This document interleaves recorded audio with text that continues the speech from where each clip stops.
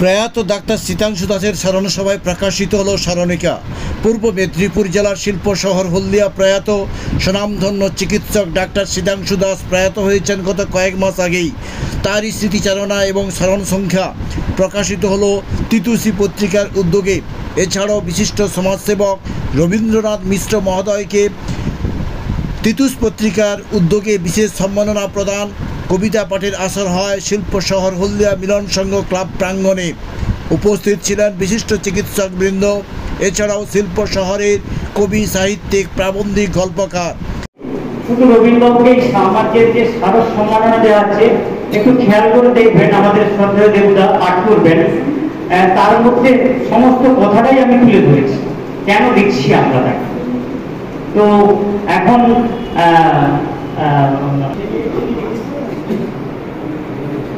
Cake আর পেস্ট্রিতে জিবে জল সপারি, wow আশাতে লাজবাব নিউ বিদ্যুৎ বেকারি। রাজলক্ষ্মী জুয়েলারি ওয়ার্কস, রাজলক্ষ্মীর মধুদার মধুর মতো ব্যবহার। দুর্গা চক, বাসন্তী ভবন, দুর্গা মন্দিরের পাশে, সুপার মার্কেটের বিপরীতে, হলদিয়া। আমাদের কর্মসূচি ছিল প্রয়াত প্রখ্যাত চিকিৎসক ডাক্তার শীতাংশু দাসের স্মরণ সভা এবং শীতাংশু দাসকে নিয়ে একটা বিশেষ সংখ্যা তিতির্ষু করেছে সেটা প্রকাশ। এটা প্রথম পর্বের কাজ ছিল এবং বহু বিশিষ্ট মানুষ এসেছিলেন, ডাক্তারবাবুরা এসেছিলেন, তাদের স্মৃতিকথা তারা বললেন এবং এখানের কিছু মানুষজন যারা ডাক্তারবাবুর সঙ্গে ওতপ্রোতভাবে জড়িত ছিলেন তারাও তাদের স্মৃতিকথা কিছু বললেন। এইভাবে আমরা করেছি এবং দ্বিতীয় পর্বে চলছে বই প্রকাশের কাজ, সাহিত্য সভা এবং কবিতা পাঠ আলোচনা, এই কাজগুলোই চলছে। ডক্টর শীতাংশু দাস একটা প্রজন্ম ছিল সাধারণ মানুষের রোগের নির্ণয় করতেন এবং কম পয়সায় ঔষধের প্রেসক্রিপশন করতেন, কিন্তু বর্তমান সমাজে ডাক্তাররা গাদা গাদা তারা ঔষধ লিখে দেন। সেই বার্তা আজকের থেকে কী দিলেন?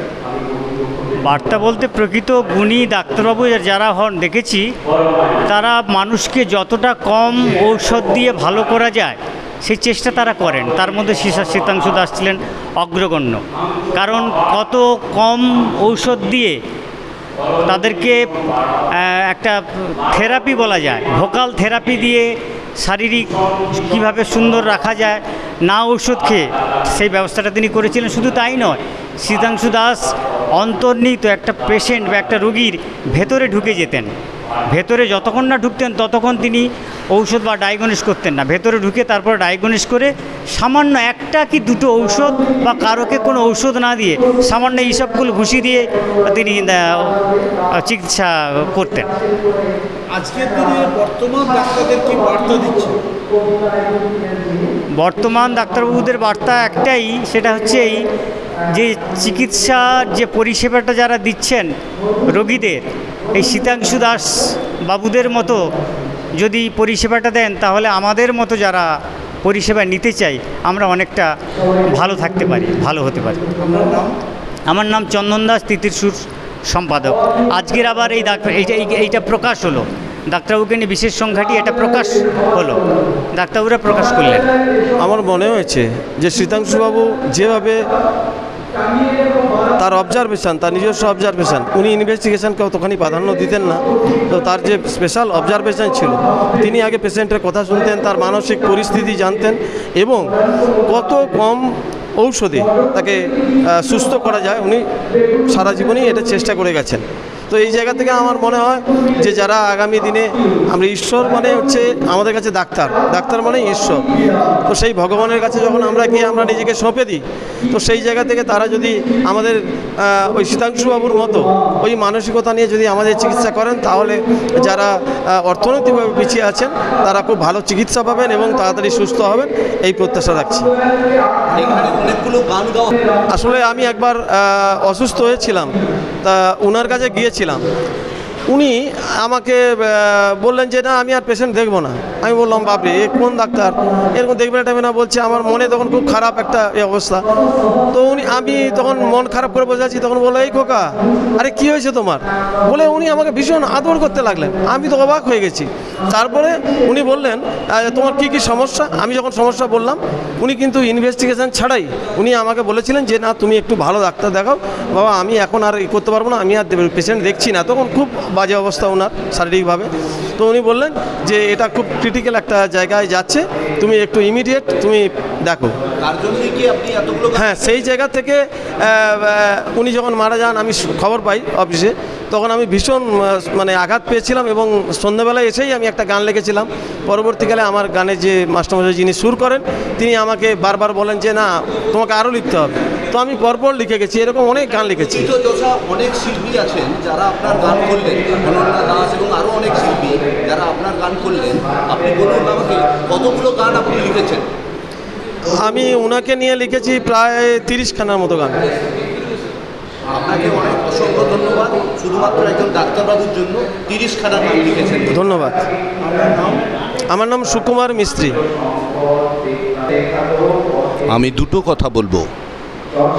তিতীর্ষ একটা পত্রিকা শুধু নয়, তিতীর্ষ শুধু সাহিত্য সংগঠন নয়, এদের একটা সামাজিক দায়বদ্ধতা আছে। সেখান থেকে মনে করেছে এরা যে শুধু ডাক্তারবাবুরা না, সমাজের একটা অংশ লেখক সাহিত্যিকদের মধ্যেও শীতাংশু দাসের প্রয়োজনীয়তা ছড়িয়ে দিতে হবে। সেখান থেকে এইটা সংখ্যা। আর দ্বিতীয়ত সেই সব সাহিত্যিকদের তারা ডেকেছেন যারা বিভিন্নভাবে শীতাংশু বাবুর কাছে উপকৃত হয়েছেন এবং তাদের সাহিত্যের মাধ্যমে এই শীতাংশু বাবুর অবদানকে তুলে ধরেছেন। ননীগোপাল মণ্ডল, কবিতা লিখি। আজকের যেভাবে আলোচনাটা হলো, যেখানে শীতাংশু দাসকে স্মরণ করা হলো, শীতাংশু দাস একটা বিশেষ প্রিন্সিপাল ফলো করতেন। তিনি প্রথমে চেষ্টা করতেন রোগের উৎসটা কোথায়। তিনি চেষ্টা করতেন রোগীর মনে সাহস জোগানোর। তিনি চেষ্টা করতেন আসল রোগের কারণটা অনুসন্ধান করে যত ন্যূনতম ঔষধ দেওয়া যায়। আজকের স্মরণসভায় ডাক্তারবাবুরা এই কথা বললেন, আমরা যারা পেশেন্ট পার্টি আছি শোভানুধ্যায়ী তারা বললাম। অর্থাৎ আজ থেকে এই ডাক্তারদেরকে একটা বোধহয় মেসেজ দেওয়া হচ্ছে, ডাক্তার মানেই গাদা গাদা এক্সপেরিমেন্ট, ডাক্তার মানেই হাজার হাজার টেস্ট, ডাক্তার মানে অসংখ্য টাকার খরচা। সেটা বোধহয় শীতাংশু দাস করেননি। আর করেননি বলে শীতাংশু দাস আজ নমস্য। শীতাংশু দাস অনেক কম খরচায়, অনেক কম প্রেসক্রিপশানে রোগীদের সারিয়ে দেওয়ার পথ বাতলে দিতেন। আজকের দিনে বোধহয় ডাক্তারদেরকে সেই মেসেজ দেওয়া হলো, আপনারাও রোগীর কথা ভাবুন, তার আর্থসামাজিক ব্যবস্থার কথা ভাবুন, সত্যি সত্যি রোগীর সেবাটা করুন। এটা কিন্তু আজকের আলোচনায় উঠে এসছে। আমার নাম প্রাণনাথ শেঠ। কেকার পেস্ট্রিতে জিবে জল সপারি, ওয়াও আশাতে লাজবাব নিউ বিদ্যুৎ বেকারি, টিপটপ টিফিনে और हैप्पी पार्टी, নিউ বিদ্যুৎ বেকারি, মানডে টু সানডে, ছোট বড় সবার পছন্দ একটাই, নিউ বিদ্যুৎ বেকারি, প্রতিদিন চাই চাই না না না না না। নিউ বিদ্যুৎ বেকারি। রাজলক্ষ্মী জুয়েলারি ওয়ার্কস, রাজলক্ষ্মীর মধুদার মধুর মতো ব্যবহার। দুর্গা চক, বাসন্তী ভবন, দুর্গা মন্দিরের পাশে, সুপার মার্কেটের বিপরীতে, হলদিয়া।